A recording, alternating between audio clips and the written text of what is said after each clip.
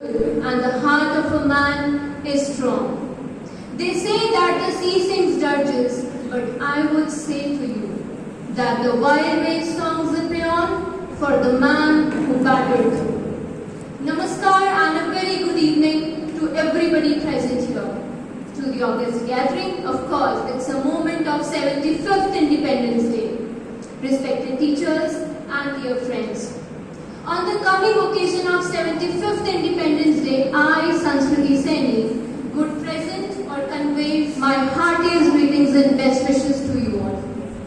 I pay my deep homage to the great memory of the martyrs of the India's freedom struggle, and also would like to pay my profound regards to the freedom fighters who are still among us and striving for our nation to become healthier, safer and brighter. I'm sure there is no one or hardly among us who woke up to the midnight of 15th August 1947, hearing the India strives with destiny. For sure, these past 74 years of independence have marked or declared the new era, the new life, a new saga for us Indians. Coming out of the shackles of colonization, this day, 15th August 1947, marked the Indian flag soaring, the doves flying and the lilies blooming. So today, I stand before you all to throw some light on the lives of women after and before independence. How does the status of women change after independence? The Gandhian era and the decades after independence have brought up tremendous changes in the lives of women. The Constitution has also paid and laid the fundamental rights, the right to equality of sexes.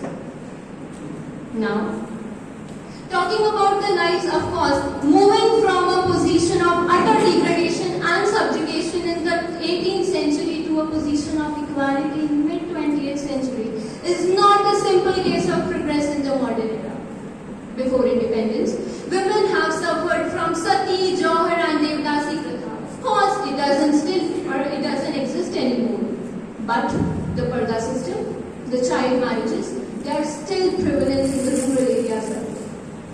Now, during the British rule, many reformers came up like Jyotiba Phule, Raja Ram Mohan Roy, Ishwar Chandra Vidyasagar and fought for the upliftment of the women in the Indian society.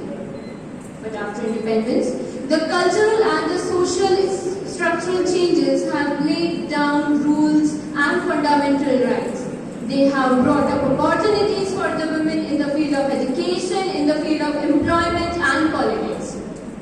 Talking about the Constitution, the article number 14, 15 and 16 presents or gives a new way and a new meaningful dimensions to their freedom. Under this, the women have the right to equality and they also lead to freedom before any kind of discrimination. Also to mention here that the year 2001 was celebrated as the Women Empowerment Year. With this, also the first national policy for the upliftment of women in the society was formulated. Besides these, now the effective change in the status of women was brought up by social legislations. Per se, the Hindu Marriage Act 1956, the Hindu Succession Act 1956, the Hindu Adoption and Maintenance Act 1961, Special Marriage Act 1954 and Dowry Prohibition Act 1961. Besides legislations, education was termed as the most important factor in upbringing or uplifting the status of the women in the society. And now we see today the women are doing amazing in everything. For say, Sonia Gandhi, Pratibha Patil, Jay Lalita, Sushma Swaraj have proved themselves in top positions in politics.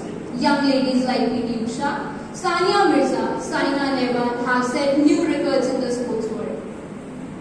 And we don't know how many Indian daughters like IPS officer Kiran Bedi and astronaut Sunita Williams have proved themselves with their intelligent skills after getting higher education.